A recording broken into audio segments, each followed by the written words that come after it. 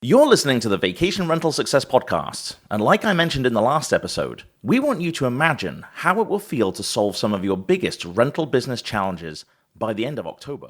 You can master the art of building trust with guests and owners, creating unforgettable guest experiences, and developing a high-performance team that supports your growth. Sounds amazing, right? Heather Bayer is your favorite podcast host, and now she is available to be your coach and mentor as you overcome the current problems you are facing with your business.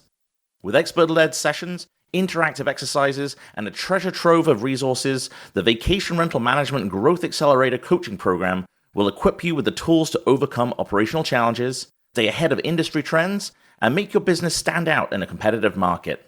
Each week you'll dive into essential topics like values-driven leadership, owner acquisition and retention, responsible rental strategies, and community engagement. Plus, our live Q&A sessions will ensure you get personalized advice and support. Click on the link in the description of this episode or visit vacationrentalformula.com for more information. Now let's get started with this episode. Here's your host and coach, Heather Bayer.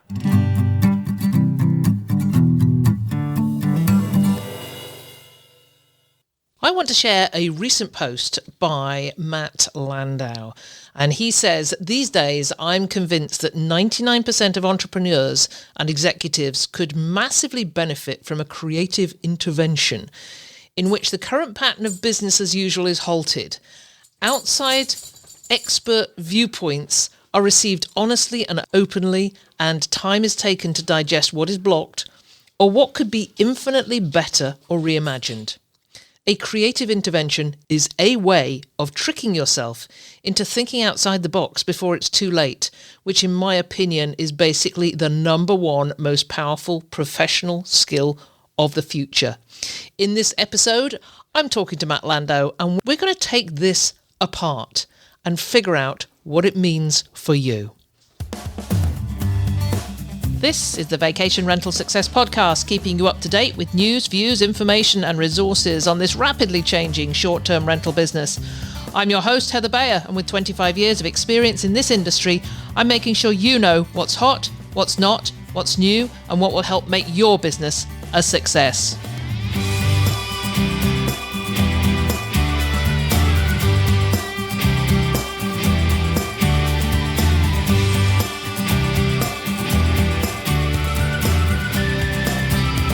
Well, hello and welcome to another episode of the Vacation Rental Success Podcast. This is your host, Heather Bayer, and as ever, I'm super delighted to be back with you once again.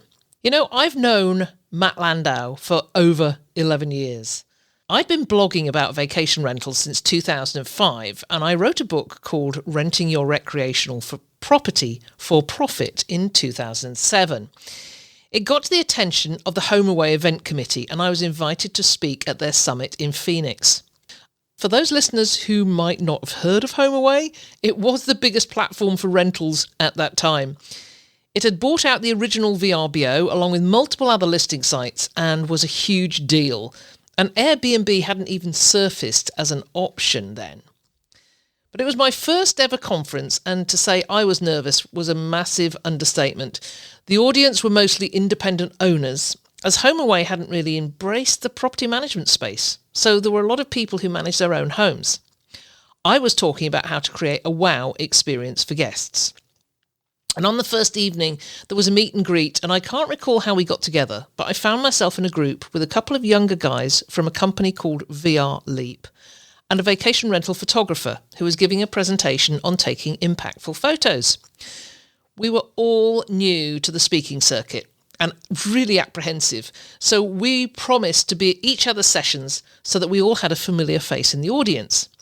So I went to Matt Landau's presentation on tech and operations, and I listened to Tyann Marsink talk about how to take great photos, and we've all remained friends ever since then. Matt went on to found his vacation rental marketing blog, become a keynote speaker, and over the last 11 years, he's made his name as a thought leader in this industry. His deep understanding of the business has inspired countless property managers and owners, not through providing tips and tricks to succeed, but by encouraging them to become more thoughtful and intentional leaders. So in this episode, We dive into an inspiring conversation with Matt as he explores this intervention of creativity and professionalism in the vacation rental industry. Matt shares some recent, really transformational experiences where he discovered new ways to think about hospitality alongside business growth. So he emphasizes the importance of stepping out of comfort zones, something we don't do very often, embracing creative risks and balancing operational efficiency with your individuality to create meaningful connections and, of course, the goal, unforgettable guest experiences. So tune in to learn how cultivating creativity can lead to innovation and rejuvenation in your business, and why sometimes the most impactful decisions start with the mindset of, here goes nothing.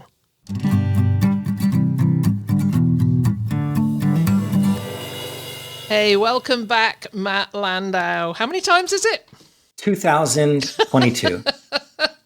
Well, this is sort of episode 570 something, and I think you have appeared in most of them in one way or another. So it's a pleasure to be here. Thank you for having me back. Always my pleasure to have you back on the show. I didn't realize, it's 10 years. 2012, actually, that Home Away conference where we met. And how time flies. I looked it up the other day. You can still actually get that agenda online. It's fascinating to think back to what the industry was like back then. So Airbnb didn't exist. So the people who were attending, I didn't even know conference existed, right? Well, it was my very first conference. It was Tyann Marsink's very first conference. It was a lot of us. Just like, and it's like, wow, this is very cool. And the fact we all got to speak as well made it even cooler. Yeah, and just being able to see, like, for the first time, whoa, there are other people in this world that do this? Yes, yeah. Like, I think that's where we started nerding out together. I think it was. What a lot of water has gone under the bridge in that time between there and now. And I think we're going to talk about some of that now, because I'm just seeing this really unique situation coming where something's got to happen. Something's got to give to get people comfortable with this industry again, because I'm hearing so many stories from people saying, that it's tough, it's a challenge, it's difficult, we don't know where we go from here, because it's like we're back in 2019, but we don't have the guests that we had in 2019, and we have twice, 3 times, maybe 10 times the amount of properties that we had in 2019. Yeah, and now the guests have totally different expectations. And as a guest, I'm like, I don't even know if it's worth staying in a vacation rental anymore because it's such a crapshoot. I might as well go back to hotels. Oh yes, yeah, I'm thinking exactly the same thing. I would go somewhere, even if I was staying just a night, I would think, I'll stay in a vacation rental. But now, it is pretty pricey, even to stay in a vacation rental overnight. It's cheaper to go into a hotel. But you're absolutely right about the crapshoot. You just do not know what you're going to get. And I've found that, more times I'm not happy with what I've got. Yeah. So the industry has changed such a great deal. I mean, the world has changed a great deal in the last, month. Oh, yes. So it's like so much has changed. And I think the important conversation, what we're going to talk about today is really taking a step back to evaluate the business that you built and how different terms may have changed over that time, how different priorities in your life may have changed, which is a very healthy process to reevaluate priorities. But it's just not something that we humans tend to do naturally, I feel. Yeah, you're exactly right. I mean, one of the reasons that, I wanted to talk to you was because you've been doing some prolific posting recently. And I know that you are talking about your Costa Rica retreat in December, which I can't come to because it's Christmas and nobody will let me go. But you've been talking about that, and you've been sharing some of the information on what might happen at that retreat. And I've just been so blown away. But anyway, we're going to come. I think the word is spewing. And I feel like, like there's a pipe that's got a clog. It's clogged, like a major blockage. And then just a bunch of water is being shooted. And finally, just like it gets unlocked and then it just spews everywhere, goes all over the kitchen. That is how I feel right now. So yeah, we'll use that as a little teaser for later. Yes, yeah, because, I'm seeing you everywhere. Every time I open my phone on Facebook, it's just Matt Landau. And you're walking down the street and you're talking about it again. So well, we will come back to that later. But one of the things I saw, you did a post that started with you saying a seismic shift is about to take place in the real estate industry, and it was a little bit about the NAR Commission verdict or outcome of the massive lawsuits there were against the National Association of Realtors. And you went on to say that you spoke to, and you can go and talk about this. You said, I know this because yesterday I spoke with a friend who's a power broker in Chicago, and she explained that only one thing is for sure. Now is the time agents are forced to think outside the box with new business models. And those who take the time to go there and dream up their new visions will be trailblazers of the new real estate era.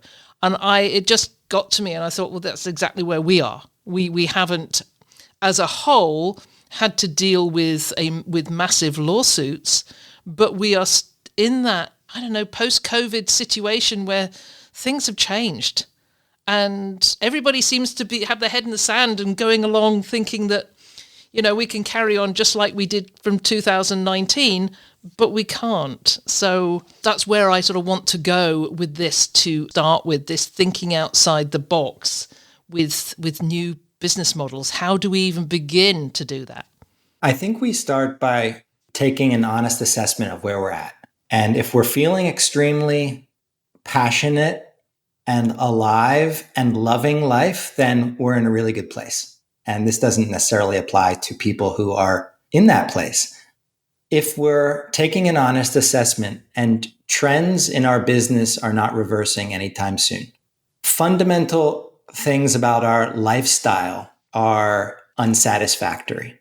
We kind of know deep down that we need some sort of change, but maybe we know what it is, maybe we don't know what it is, but we're honestly taking sort of note of what the future holds. And if it's getting a little bit more challenging, or maybe even a little bit better over time, is that really what we want? Or do we want something that's orders of magnitudes better? And I came to this conclusion, Heather, because I stayed in my vacation rental business longer than I should have in hindsight. And I've never really shared this, but in hindsight, I just kind of stuck it out for a number of years without the passion that I had. It wasn't painful or anything, but I just wasn't full on excited anymore. I wasn't really in the office much. And my absence was affecting the team. But at the same time, the team was perfectly capable and the business went on. But in hindsight, I stayed in that business and in Panama for too long. And in hindsight, what I wish I had done was basically given myself a creative intervention. And this phrase, intervention, is pretty strong. A lot of us have maybe been involved in an intervention as it relates to substance abuse. Have you, out of curiosity, Heather, ever been involved in an intervention? I have not, maybe to a small degree. Yeah. I haven't either, although my parents were involved in one for someone that they knew. And that intervention process is a powerful thing. And it is orchestrated, and it's the people who you really love, and it's harsh because you're drawing this firm line, like take these next steps or else, we're not going to be friends anymore. There's a lot at stake. And oh my gosh, I mean, that's one of the most powerful things you can do for a loved one. Mm-hmm. When that loved one can't see the problem. And I don't want to downplay substance abuse, but I think about like other areas in life in which an intervention could be really useful. And I think business is one, especially as entrepreneurs. We work solo. We work in little echo chambers. We don't have anyone telling us no. And sometimes we have partners or friends who are able to provide contrasting viewpoints, but very rarely are we actually like, is something at stake? And are we forced to reevaluate? And I think that's where a creative intervention can be a useful sort of way of thinking about this issue here. How do you know when something's at stake? Because just as I said before, I think many people are going along, they've got their heads in the sand. They don't want to see what's going on above. We'll just keep our heads down and we'll weather this. How do we know that the time is right to do something? I mean, do you do it? Do they do it themselves, or are they going to wait for somebody to come in and say, "Hey, it's time you really reevaluated where you are and where you're going with this"? I don't know. I have no idea. I'm not. But I do know that if it's an individual who is curious enough and is honest enough with themselves, I know that those two things put together will lead them to the next steps, to a conclusion like, I need to do something. I want to change something. And if they're not there yet, then maybe they don't need the intervention. And maybe they are just going to try to tough it out for the rest of eternity.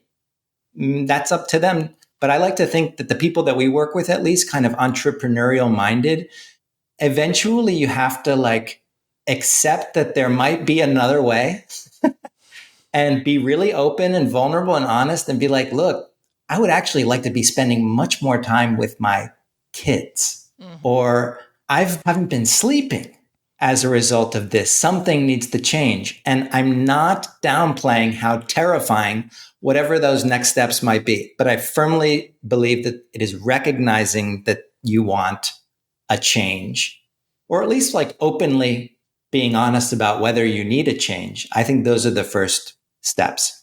Do you know of anybody that has gone through this? I'm sure you have, because you did the key retreats for so long, and Keystone retreats, and I think there were times that people had that sort of aha moment from what I've heard from people during those retreats. So, without mentioning names, what can you tell about a person who actually went through this? What would you call it? Aha moment is too minimal. A radical change, a new acceptance. Yeah. It's accepting something new about yourself that you hadn't gone there before. And there's a spectrum of levels of that, but it is finding out something new about yourself that you hadn't known before and truly accepting it. And oftentimes that the only way that happens is with other people in the room helping, whether it's strangers who are participating in an exercise with you or a facilitator, but it's going somewhere new with yourself that always shifts the outer reality, always enhances the bigger understanding. And even a tiny little acceptance like, whoa, I actually need to start exercising again. This has been something I'm putting off forever. There's a history of heart disease in my family, and I want to check off some bucket list items with my grandkids. That kind of acceptance, just new level of acceptance, I find shifts priorities suddenly, because you leave, and how are you then going to go be complaining about what dynamic pricing tool is not working for you, right? That is just so much more real and human and personal. And it's just not something that business people do. especially entrepreneurs. Like, we never do this kind of discovery work. And I think to an extent, we're craving it. Yeah, and you're right. And these really good business leaders and property managers are the ones that take away their staff on retreats but they're not dealing with themselves. They're not helping themselves. They're giving their team this wonderful experience, but maybe not experiencing it themselves. Yeah, the energy of the leader just oozes, permeates, whether you're physically there or not. If you're not feeling good, high energy, it affects people, and vice versa. Mm-hmm. I just wanted to touch on something because, to go back a bit and maybe bring out something really practical here, to just talking about the way the business is changing, and because this is what is impacting people. There was a post on LinkedIn by Chris Morn from IPRAC, and I don't know whether you read that. And I won't read it all out, but it started by, here is why relying on Airbnb could be the death of your business. We've heard this a lot. But he said, a mystery shopping firm, who I can't mention who that is, starting September 2024, will book properties as a guest to see how you as a host manage that guest and how you communicate with them. The moment you communicate the fact that you can book direct next time, don't pay Airbnb commission, etc., your actions will be reported and your account will be blocked. So no more turning an Airbnb booking into a direct booking the unlawful way by approaching Airbnb customers. I mean, I don't know, there is no verification of this, but I do respect Chris enough that he's not going to be posting stuff that is perhaps unverified in some way. But I'm just using that as an example that, you put all your eggs in the Airbnb basket, and there is a ton of people still doing that if they do want to go into a direct booking mode by relying on that, it may not be there for them in the future. So this is where this, as your realtor friend said, now's the time to think outside the box with new business models. In the earliest days, Heather, of getting to know you, I was building the listing site independence framework. And I just wanted to have 4 easy steps to listing site independence. And I remember the question that I would ask people at the beginning is, what happens if your listing site of choice or listing sites disappear tomorrow? And in hindsight, it was a great challenge in terms of priorities. Because somebody who says, whoa, if they all disappear tomorrow, like, I would close down this entire business. Versus some other people who might respond, well, if they close down tomorrow, I would continue doing what I love here because I've been working on direct bookings or whatever. But it forces you to prioritize things about your business and in your life, the amount of work that goes into it, for instance, the amount of return or reward that you get. Is it even worth it anymore based on these new terms? It forces you to prioritize things. And I just think that's a really healthy exercise, and recognizing that, oh, my priorities have changed. Like, it's not as much about the money for me anymore, as much as it is about really amazing guests, for instance. Or I want to be doing this much more than I was 5 years ago. Those are amazing. And you deserve to go through that discovery process, identify what are your new priorities. And if it's too much of a difference, you may need to rethink the business model. Yeah, that's all well and good saying you've got to rethink the business model, but what other business model is there? And don't come back and say, I don't know. No, I mean, this is funny because, you want to say, well, just buy my ebook. Do my course. But unfortunately, the process of reimagining one's business is a very personal process, and it takes time. Like, it's not going to happen overnight. So I think recognizing that you may want to reimagine your business is a huge step in the right direction. Like, that is huge. The process of actually exploring what those new values are or what those new priorities are That is a much more nuanced and frankly, like that's an entire industry of vision boarding and creativity. But I like to think that it starts with getting closer to the core of what you want for yourself out of this moment in life. What makes you happiest? What are you clinging on to that may just be old baggage that needs to end? What is very really important, like you need to pay your bills or you need this income stream, versus what is driving you absolutely nuts? Like, I really think that little exercise, you have to write this stuff down, helps put out into the universe, at least, some of these truths. You've been going through your own coaching recently, and that shows from the way you talk that you have been doing these things. You've been doing these exercises, and I've been fascinated by what you've been saying. And you were talking about a meditation that you were doing about meeting your future self. Is that the sort of thing that people should be doing? And if so, how do they get started on this type of thing? For many who've perhaps never done this form of self-evaluation and sort of inner work.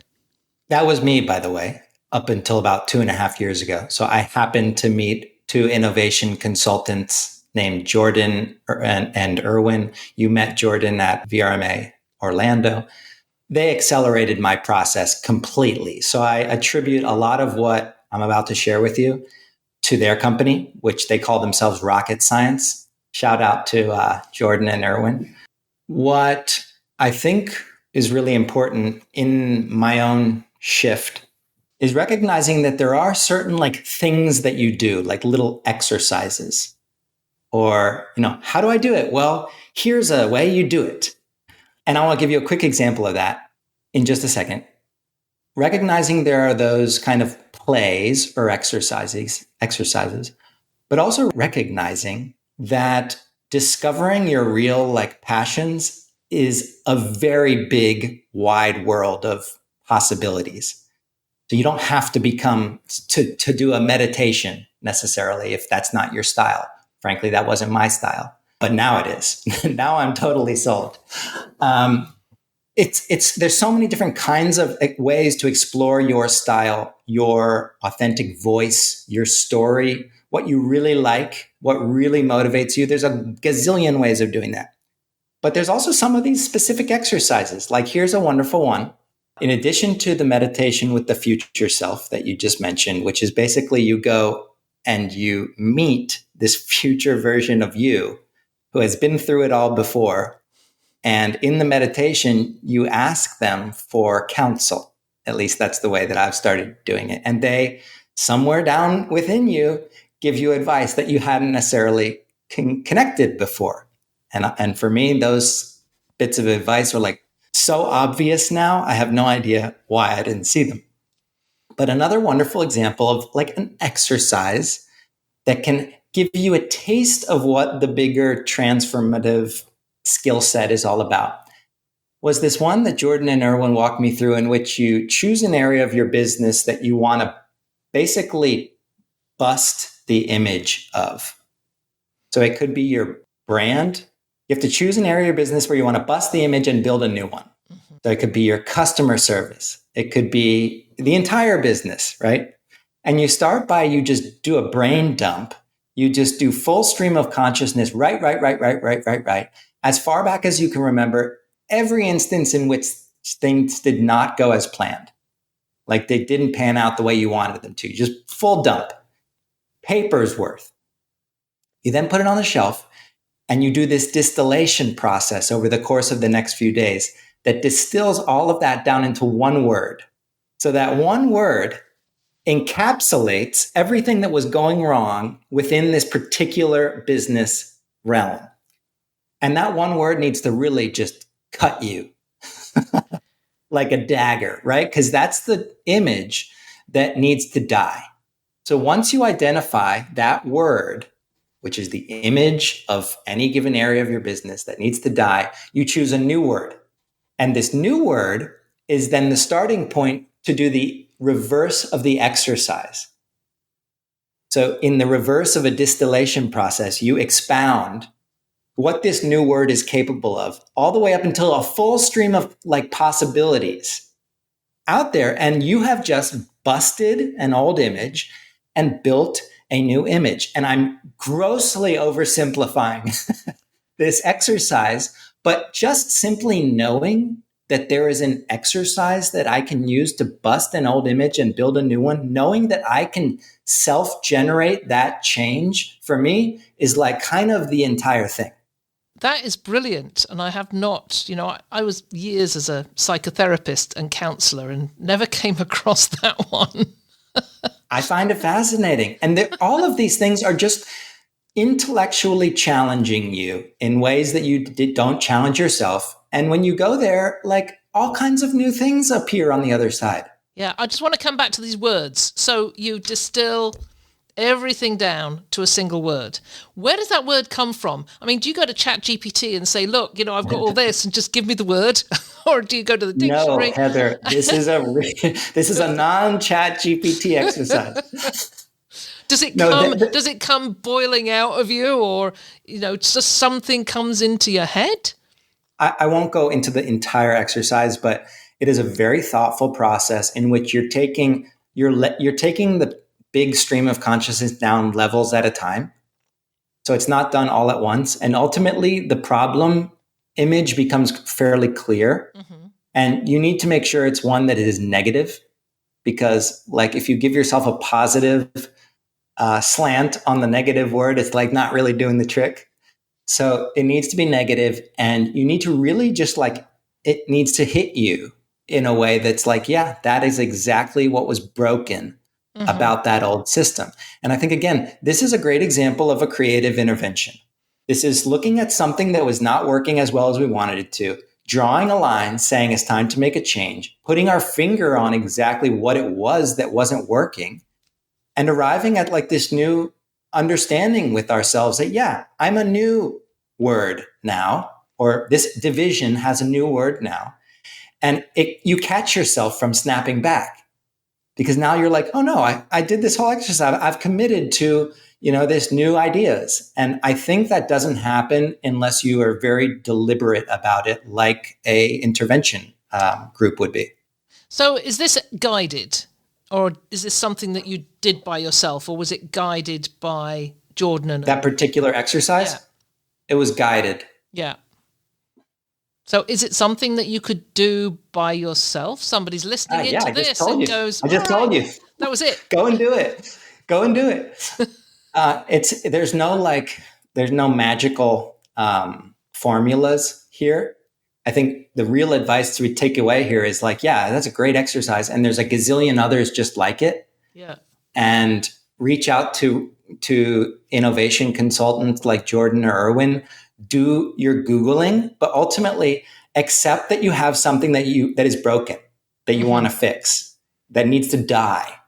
Like that, I think, is what really moves people towards action, as opposed to what we were talking about earlier. Like, maybe it's just not really motivating enough. Maybe the nail hasn't really, what's that little story about the dog sitting on the nail? Don't know. There's a dog sitting on a porch on a nail, and he's like moaning, and someone says to the owner, why is your dog moaning? And the owner says, because he's sitting on a nail. And the guy said, why doesn't he move? And the owner says, I guess it's not painful enough yet. Oh, yeah, that one really hits home. The pebble in the shoe, right? Yeah. Yeah. Right. Where are we going from here? I think your question about how people in the industry recognize that they want to reassess and what they do next is a great takeaway for everybody listening. I'm curious, when you eventually arrived at a choice to sell your business, what was the tipping point or the sequence of events that ultimately led you to your choice?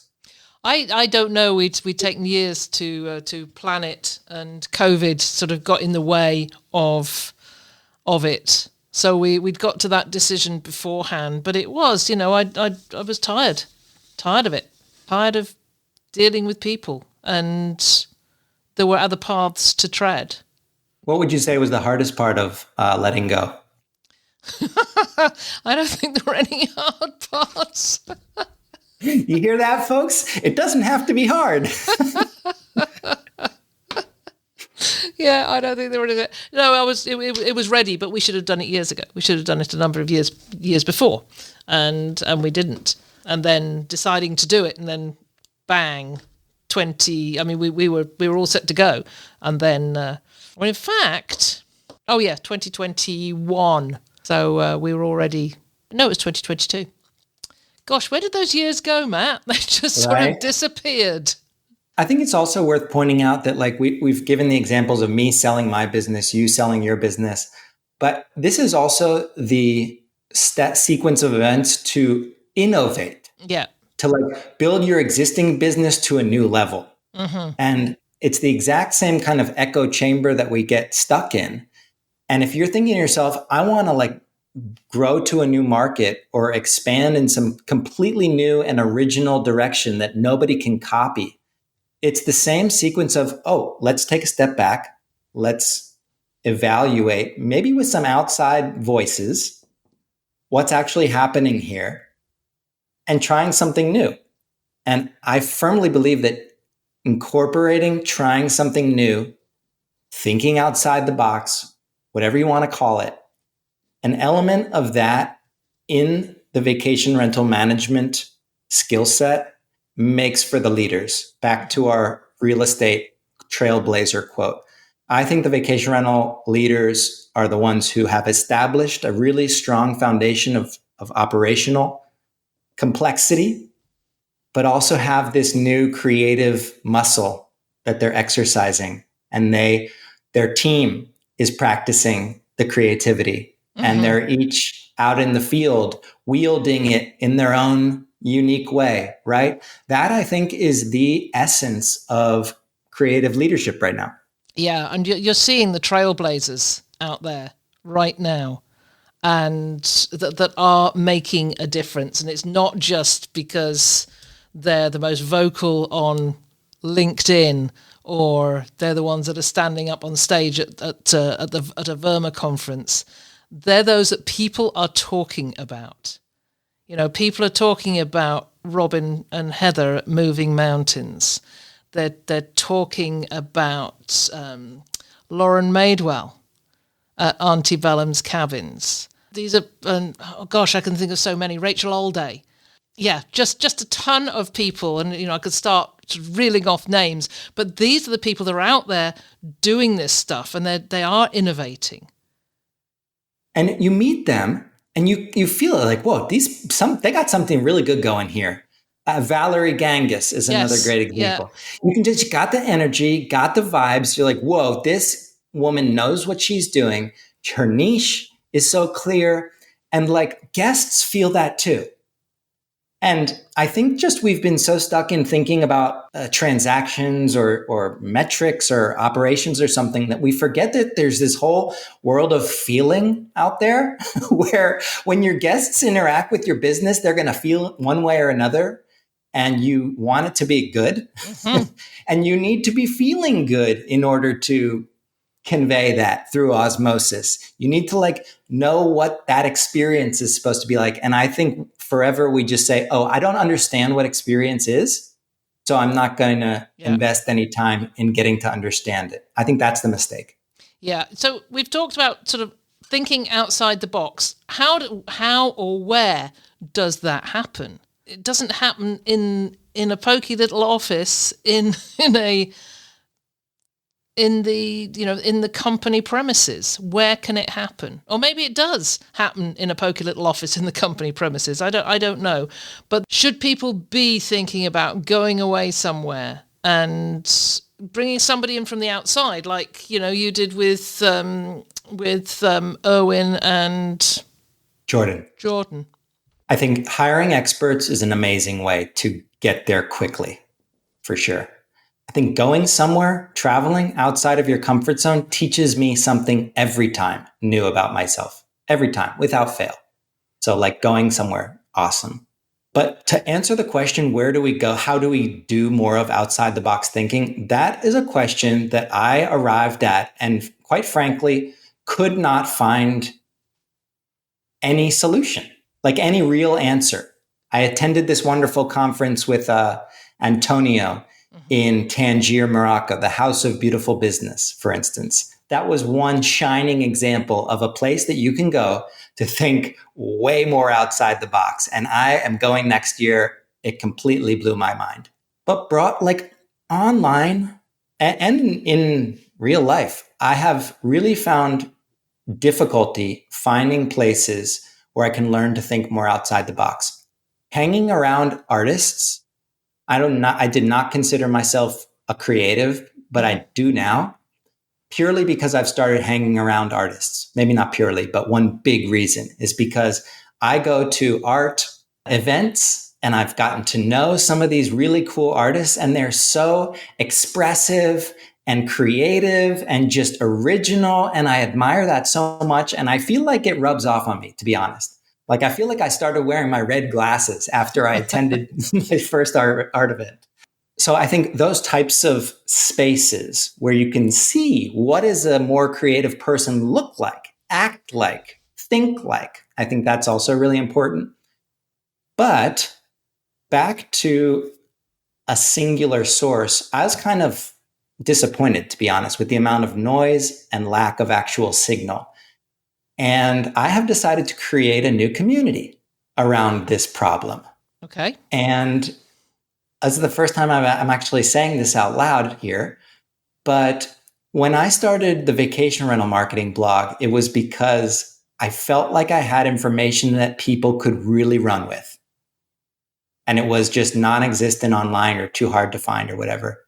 I met you, I met other thought leaders, but I ultimately learned that this work is best in a community setting with people that we can get to know personally, share our best practices with, share our terrible failures with, and that a community around this subject matter of creative business leadership didn't exist online is something I am, you can hear it in my voice, supremely passionate about exploring more of, because I feel like I've just scratched the surface, only to learn that there are people that do this for a living, experts, only to find that there's a gazillion other people who find this exercise interesting, which I never would have thought.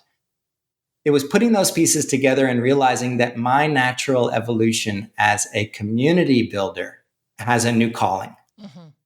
And that's kind of the essence of the Here Goes Nothing community. So I am going to begin researching this stuff more intentionally, sharing what I find more efficiently. Some may call it spewing stuff out on social media. You called it that. I was much more polite. I'm going to try to make it as business professional as possible, but also fun. And I'm just going to start up this whole organic traction thing again. That is the only way I know how to build community, is gather really great information, give it away for free, use that value of generosity or whatever you want to call it to bring the best kinds of people to the table, and then see where it goes next. That's where I'm at. So I've literally decided to focus on this problem for probably the rest of my life, of how can business leaders incorporate more creative, outside the box thinking? How can they innovate? How do we learn this skill set of innovating? I think this is the most important professional skill set of the future. And I don't know exactly what it is, but I am going to begin sharing what I find. So we're going to come back to Costa Rica in a minute. But before we do, our listeners always want actionable tips. They want something they can take away and do immediately. Now, they can do this exercise, of course, where they distill down and come up with the word, and not on ChatGPT. It's my go-to, you can tell. But what other? Give me 3 more actionable tips that anybody listening to this can take away and act on immediately. I'm not going to. Oh. Okay. But I'm going to share why. It is the mindset shift that these are not going to be 3 easy tips like I'm used to. It's not going to be the same language or playbook that has gotten me here. It's merely accepting that the learning could be different. Mm-hmm. And in a way that you can't comprehend. I mean, this sounds like off, in the universe, but to simply recognize that the learning is going to be very different than you are used to, than you have used to get where you are today. And you have to trust me here, because you could just as easily say, this guy's full of shit and take off. But you have to trust me. The learning is not, it's the shift in understanding what the learning is that makes all the difference. So like if I was to give you 3 easy tips, it would basically be going back to your old set of, oh yeah, this is the way I think. And then you would evaluate, oh, those are good tips or those are bad tips. But no, I'm actually telling you, it's not 3 easy tips. It's 300 gazillion tips outside in the universe waiting for you. Okay, so how do you find these 300,000? Start looking for them. Do you start? Okay. Okay, I had something in my head. I think it had something to do with ChatGPT. I know something to do with AI. It's. Can we just talk about AI real quick? Sure.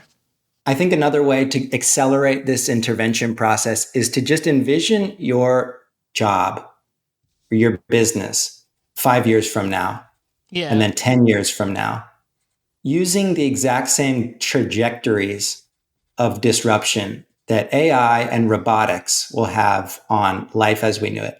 If you very honestly plot out what that will do to your industry in 5 years, much less 10 years, you may get a rude awakening. Like you may realize real quick that, whoa, what I'm doing here is not going to last. Mm-hmm. And you also may get inspired to say, now might be a really good time to start focusing on some stuff that really matters to me and focusing on some stuff that I'm personally like really passionate by again.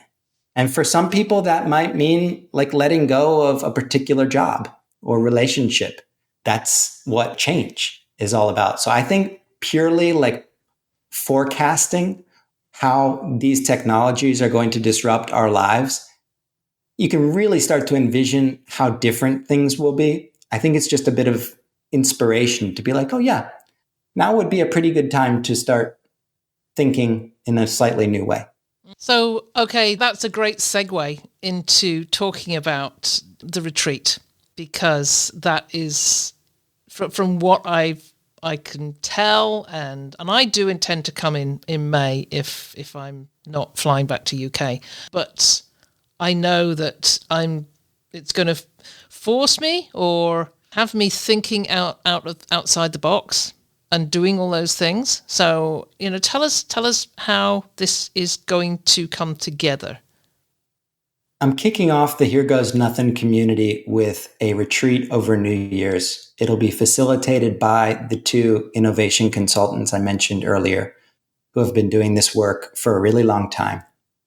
It's designed to identify a creative blockage in your business and to accelerate the discovery process through that blockage to the point that you too might be spewing in the best sense. Going somewhere new, detaching from your existing echo chamber, your noisy business life, going somewhere quiet, as we learned with the Keystone retreats, is an amazing process unto itself. It's even better when you have facilitators who are guiding a kind of hero's journey of sorts, a discovery process. And we decided to host the first one at this 5-star retreat venue in Dominical. We're calling it a learning vacation because it is over the holiday dates and it is at a gorgeous resort, and there are monkeys and sloths and waterfalls. But we're also sharing with folks rocket science, which is Jordan and Erwin's discovery methodology, in a new way. Like instead of paying an arm and a leg, you can actually come and get your own version of it in person. And we're testing this out with people that think more curiously and who are maybe listening to this and saying, now might be a cool time to intervene, to do a self-intervention of sorts. And I'm kind of nervous about going, or I'm kind of scared about this, or don't know what I might uncover. Those should be really good cues that you're stepping into something new. And for me, having guides to do that in like a peaceful way and accelerated way made all the difference. So I get to share that experience with guests. But it'll be very different. It'll be the most unusual business experience of your lives. And I say that very confidently. And I'm just more excited than ever about putting it together. And we'll host more. We already booked up our next slot of dates for May 2025. And we'll host more of these. But I think the real underlying movement here is that there are other people in the business world who want to innovate, want to build in a new way. They have already achieved a level of success, but they are ready to build in a new way that may seem different or weird, or like you're not getting the answer that you want, but also might change everything. And that's the Here Goes Nothing event. It sounds perfect for anybody who is in that position of that we talked about earlier on. The time has come to, what did she say? Think outside the box and do something different. Try a different model. And you got to go outside the box to think outside the box. Yeah. Like that's another thing I realized. You can't build a true innovation from within, an existing framework. Well, that's why I asked about, where do you do it? Do you do it in your pokey little office why am I saying pokey little office? Because I'm sure people have really nice offices. But I'm thinking about mine. Mine used to be like that. For effect. The broom cupboard. But no, that's why I asked about, where do you do this? Where do you think outside the box? And it sounds like, to me, to get outside not only of my physical location, but get outside of myself, that would be the perfect solution. Nature is always best. And every retreat that I host now, I'm going to Montana next month to host a retreat with the Stay Montana folks, all outside. Yeah. Because nature is where people can actually connect again, and somewhere beautiful. I've always found that makes a real difference. Not to put your office down, Heather. That was then. This is now. Anyway, Matt, always such a complete pleasure to talk to you. I thought you were going to do this in November, and I was all set to come in November. But it will have to be May for me. Yeah, it will be amazing to have you, and always appreciative to get to share things with your listeners and follow one another's journeys, huh? Indeed. It's been epic. Indeed, yeah. Haven't we come such a long way, hey? I will talk to you again soon, I'm quite sure.